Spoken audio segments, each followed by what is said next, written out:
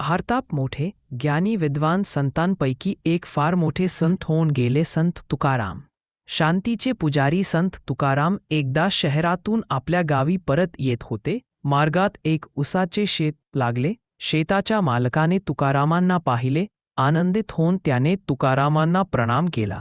त्यांचे स्वागत केले जाताना शेताच्या मालकाने तुकारामांना आपल्या शेतातून 2-4 ऊस भेट म्हणून दिले. संत तुकाराम मग तिथून निघाले. रस्त्यातून येता जाता काही गरीब लोकांना, भुकेलेल्या लोकांना ऊस दान देत गेले. अशा तऱ्हेने घरी पोहोचता त्यांच्यापाशी एकच ऊस शिल्लक राहिला.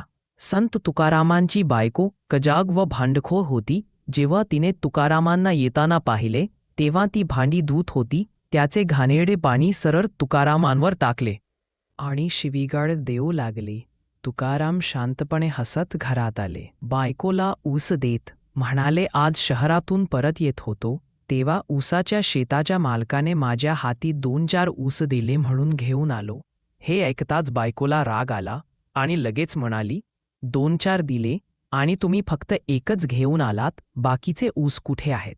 तुकारामांनी उत्तर दिले, ते तर वाटेत काही भुकेल्या व गरीब लोकांना वाटून टाकले.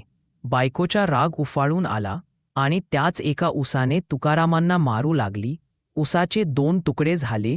तुकारामांनी हसत उत्तर दिले, बरे झाले, पूर्वी एकच होता, आता 2 झाले. चला आपण दोघे आरामात खाऊया.